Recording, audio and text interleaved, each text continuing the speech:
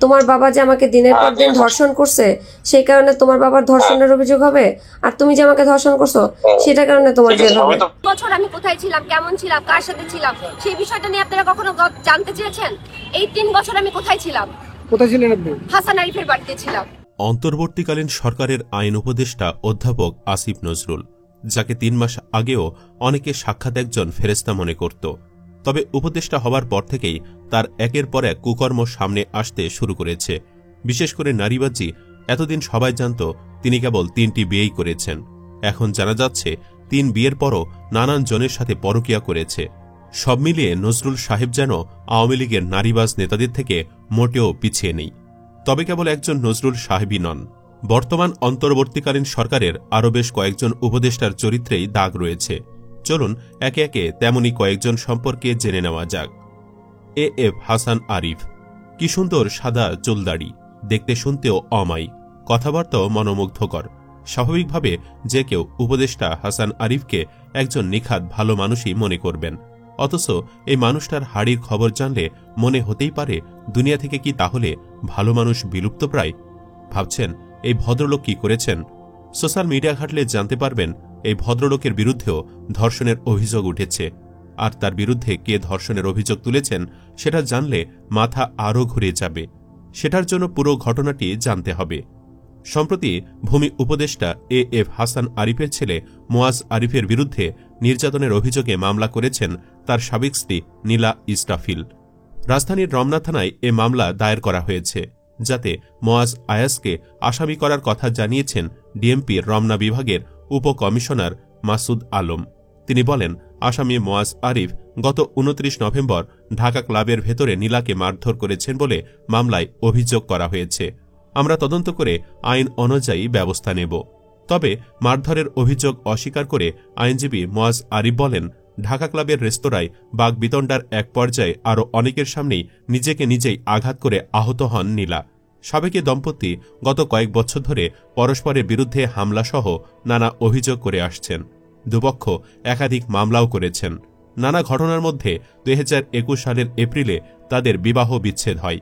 তাদের 5 বছর ও 4 বছরের 2 কন্যা সন্তান রয়েছে। পারিবারিক জটিলতার জেরে 2021 সালে জুনে মোয়াজ আরিফকে হত্যাচেষ্টার অভিযোগে 9 মাসের অন্তঃসত্ত্বা অবস্থায় নীলাকে গ্রেফতার করে পুলিশ। কারাগারে নিজের দ্বিতীয় সন্তানের জন্ম দেন তিনি। সন্তান জন্ম দেওয়ার একদিন পর জামিনে বেরিয়ে 19 জুন রাজধানীর নিউ মার্কেট থানায় মোয়াজ আরিফের বিরুদ্ধে নির্যাতন, ভ্রূণ হত্যা ও তার 2 বছরের কন্যা সন্তানকে আটকে রাখার অভিযোগে মামলা করেন।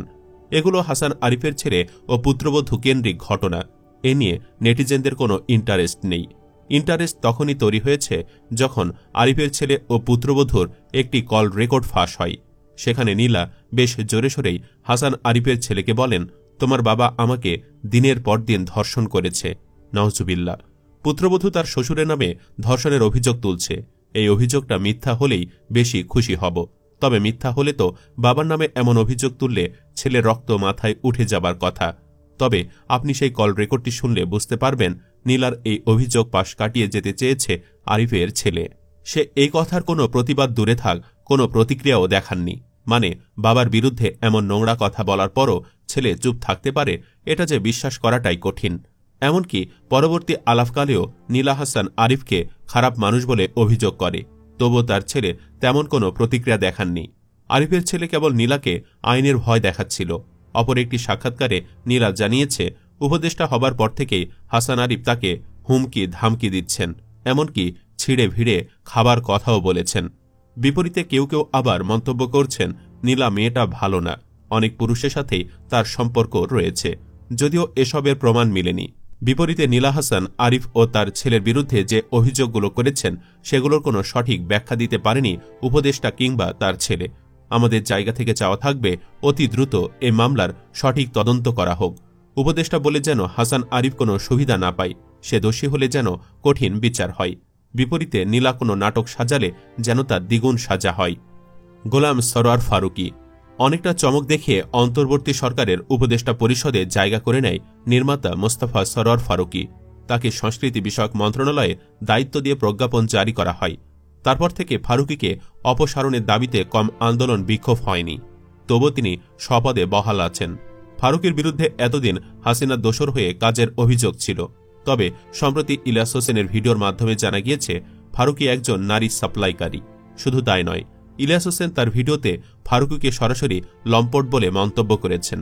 কেবল তিনি একাই নন, এছাড়া অভিনেতা সিদ্দিকুর রহমানও ফারুকীকে চরিত্রহীন বলেছেন। জানা যায়, প্রথম আলো সরকারের গুরুত্বপূর্ণ ব্যক্তিদের হানি ট্র্যাপে ফেলে ব্ল্যাকমেইল করে। প্রথম তাদের কাছে সুন্দরী নারী পাঠানো হয়, তারপর গোপনে ভিডিও ধারণ করে ব্ল্যাকমেইল করা হয়। আর প্রথম আলোকে সুন্দরী নারী থেকে নায়িকা সাপ্লাই করে এই ফারুকী, যে নিজে অন্যকে নারী সাপ্লাই করে সে কিনা তিশার সাথে আদর্শ কাপলের অভিনয় করে। ইলিয়াস হোসেন তার ভিডিওতে ফারুকীকে নারীবাজের থেকেও বেশি কিছু হিসাবে প্রমাণিত করেছেন। এই পরিচয় ফারুকীকে হাসিনা দোসরের পাশাপাশি নারীর দালালও বলা যেতে পারে। এর পাশাপাশি ফারুকী নাটক সিনেমার মাধ্যমেও অশ্লীলতা ছড়াত। তবে এখানে সে ক্ষান্ত ছিল না। ফারুকী নাটক সিনেমার মাধ্যমে ইসলাম বিরোধী কাজও করেছে। অধ্যাপক আসিফ নজরুল। বিগত বছরগুলোতে কথায় কথায় ধার্মিক শাস্ত্রে দেখা যায় আসিফ নজরুলকে। উপরে ধার্মিকতা দেখিয়ে তলে তলে দিনে রোজার দিনেও পরকিয়া করে বেড়াতেন। এমনিতেই সে 3 বিয়ে করে সমালোচিত ছিল। তার সাথে এখন নানান পরকিয়ার গল্প ফাঁস হচ্ছে। সম্প্রতি এক অডিওতে তাকে রোজার দিনে কোনো এক অল্প বয়সী তরুণীর সাথে প্রেমালাপ করতে শোনা যায়। একজন শিক্ষক হয়েও তার মুখের ভাষা যেন সিনেমার নায়কদের মতো রসালো। রোজার দিনেও সে নোংরামি করতে ছাড়ে না। ভাইরাল এই অডিও প্রমাণ করে ইলিয়াস হোসেনের কথা সত্যি। ভিন্ন ভিন্ন নারীর প্রতি নজরুল সাহেবের দুর্বলতা রয়েছে, আর এই দুর্বলতায় সে ভারতের পক্ষে কাজ করছে। অনেকের গবেষণার বেরিয়ে আসছে নজরুল সাহেব কখনোই সুচরিত্রের অধিকারী ছিল না। সে হুমায়ুন আহমেদের স্ত্রী গুল কেতিনের বন্ধু সেজে শিলাদের বাড়িতে আসা যাওয়া করত। মেয়ের বয়সী শিলাকে ইমপ্রেস করে তখনই আসিফ প্রেমে জড়িয়ে শারীরিক সম্পর্কে জড়ায়। দীর্ঘদিন চলতে থাকা সম্পর্কে বিয়ের আগেই 2 বার শিলা নাকি গর্ভবতী হয়ে পড়ে। নজরুল নিজে তার অ্যাবর্শন করায়। তবুও প্রথমবারে শিলাকে বিয়ে করতে পারেনি আসিফ। প্রথমবার শিলার বিয়ে হয় অন্য একজনের সাথে, তবে সেখানে সে স্থায়ী হতে পারেনি। নজরুলের টানেই প্রথম স্বামীকে তালাক দিয়ে পরে তাকে বিয়ে করে। এভাবে সে বিয়ে করেছে কেবল 3 জনকে। এর বাহিরে কতজনের সাথে যে পরকিয়া করেছে তার হিসাবও নেই। অথচ এমন একটা চরিত্রহীন লম্পটের পাশে দাঁড়িয়েছেন উপদেষ্টা আসিফ মাহমুদ। নিজের ফেসবুক আইডিতে দেওয়া এক পোস্টে তিনি লিখেন, যাকে র এজেন্ট বলছেন, 2019 সাল থেকে আগ্রাসন বিরোধী লড়াইয়ে সুশীল সমাজ কিংবা শিক্ষকদের মধ্যে তাকে সবচেয়ে বেশি পাশে পেয়েছি আমরা। এনআরসি, সিএএ বিরোধী আন্দোলন, আবরার ফাহাদ হত্যার প্রতিবাদে আন্দোলন, আগ্রাসন বিরোধী কর্মসূচি থেকে যখন জেলে গেলাম, সবসময় আসিফ স্যার আমাদের পাশে দাঁড়িয়েছেন। আমরা ক্যাম্পাসের 15-20টা ছেলে মেয়ে আর আসিফ নজরুল স্যার। তিনি আরও লিখেন, সমালোচনারও কিছু ম্যানার থাকা দরকার, যেটাকে গঠনমূলক সমালোচনা বলা হয়। এসব বিষয়ে কিছু বলতে চাইনি, কিন্তু র এজেন্ট বলার পর আর চুপ থাকা গেল না। অবশ্য আপনাদের কনস্পিরেসি থিওরিতে আমাদের আন্দোলনও র পরিচালিত ছিল, যে আন্দোলনে পরবর্তীতে ফ্যাসিস্ট হাসিনার পতন হল। ছোট আসিফের এই পোস্টে ক্ষোভ ঝাড়ছেন নেটিজেনরা। তাদের অভিমত, মেনে নিলাম নজরুল রয়ের এজেন্ট না, কিন্তু তার বিরুদ্ধে বাকি অভিযোগগুলোর কি হবে? সুপ্রিয় দর্শক, ভিডিওটিতে আলোচিত এই 3 জন উপদেষ্টাকে নিয়ে আপনার কি ভাবনা? এদের মধ্যে কাকে কাকে আর একদিনও দেখতে চান না? কমেন্টে জানিয়ে দিন তাদের নাম। জানাতে ভুলবেন না হাসান আরিফ নাকি তার পুত্রবধূকে দোষী মনে হচ্ছে। আপাতত এখানে শেষ করছি। পরবর্তী ভিডিওর জন্য চ্যানেলটি সাবস্ক্রাইব করে রাখুন। ধন্যবাদ।